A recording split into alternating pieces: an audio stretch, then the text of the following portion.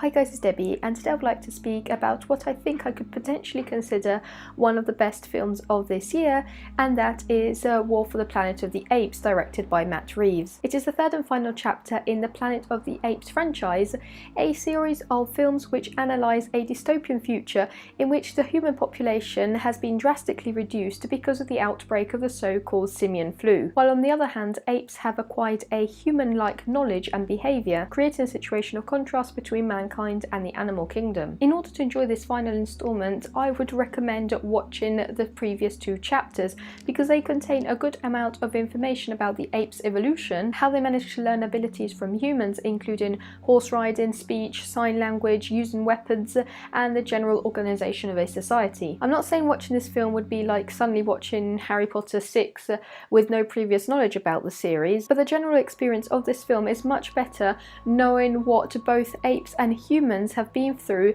before reaching this chapter, and in particular we know everything about Caesar, leader of the apes and main protagonist of the series. In War for the Planet of the Apes, the contrast between humans and apes has deteriorated from the previous films. Under the leadership of Caesar, the apes hide in the forests and prefer not to engage in warfare if not directly attacked. On the other hand, the small groups of surviving humans still engage in a continuous war against these apes, hoping to exterminate them once and for all. In particular, one team of soldiers, the Alpha Omega group, continuously viciously attacks the apes, claiming that they could represent the end of humanity. These soldiers behave in a nearly brainwashed manner, mindlessly obeying their leader dictator, the colonel, portrayed by Woody Harrelson. Because of the deadly threat the humans represent, the apes soon have to leave their home in the forest and begin a treacherous journey across the surrounding territories, meeting new apes, fighting against the soldiers and trying to desperately reach their freedom. Throughout the journey they discover the horrors that the soldiers are capable of committing,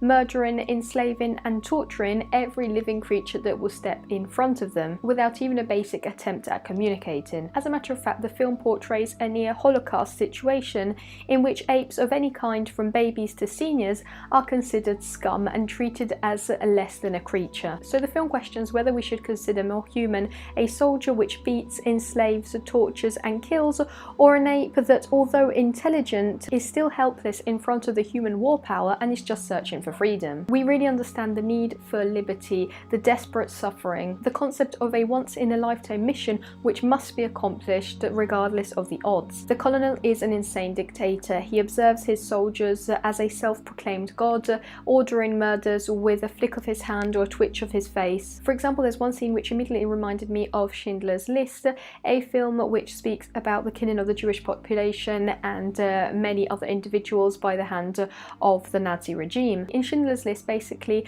the main antagonist wakes up in the morning and does his morning routine from the top of his towering building, from which he can enjoy the view of his slaves and soldiers out in the snow, while insane thoughts run through his mind. And a similar scene occurred in War for the Planet of the Apes, when the colonel steps out in the morning shaving his head in front of soldiers marching and chanting their loyalty to him. I'd also like to make a very important note to this. The apes have not always been innocent. They have also committed some mistakes and injured others. But the fundamental notion here is that although Caesar never wanted to be at war, he still admits he is partially guilty. He knows he's not perfect, whereas the humans deny or justify their inhumanity. Caesar again was my favourite character, and Andy Serkis and the special effects team did an awesome job at recreating him through the motion capture technique. Every detail in his body was insanely accurate, from the cracks in his skin to the tears rolling down his cheeks, his movements, his pattern of speech, everything built up to that feeling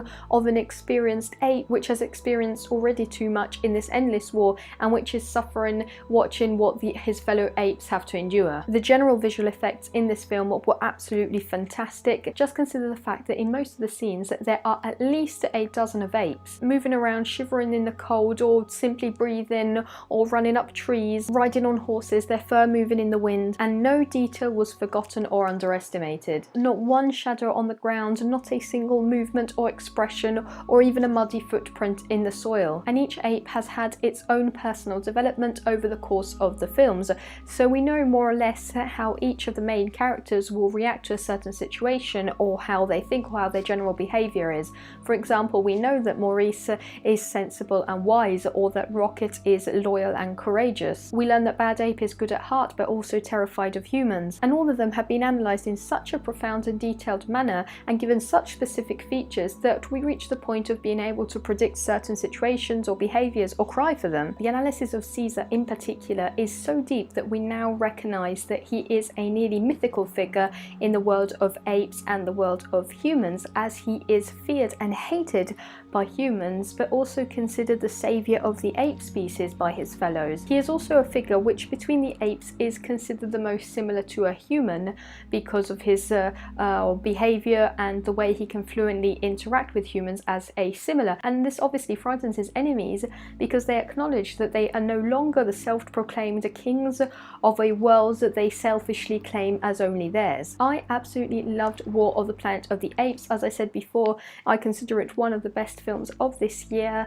I think it reached that perfect and rare balance between action scenes, warfare, explosions, and social analysis and moral dilemma, giving us a thought-provoking insight into the minds of both the apes and the humankind, and portraying everything in a visually engaging manner which never bored us. The plot was serious, consistent, well-structured, and well-developed. We never felt as if there were holes in the plot, and also we were left dissatisfied at the end of the trilogy. Everything didn't come to a conclusion, leaving us with a lot of doubts or questions. Instead, it culminated into a mesmerising and touching finale which will definitely stick into my mind for a very long time. I like the idea that everything began in a somewhat simplistic manner. Remember the bright colours in Rise of the Planet of the Apes, the first chapter. There were scenes of normal day-to-day activities, familiar neighbourhoods, proving how a dystopian crisis can stem even from the most common situations. So because of all the above mentioned reasons, I would definitely recommend watching War of the Planet of the Apes, but my advice would be to catch up with all the previous chapters before following on with this one. Also let me know if you have watched the film and what you thought about it with a comment here below. And if you enjoyed this video, make sure to subscribe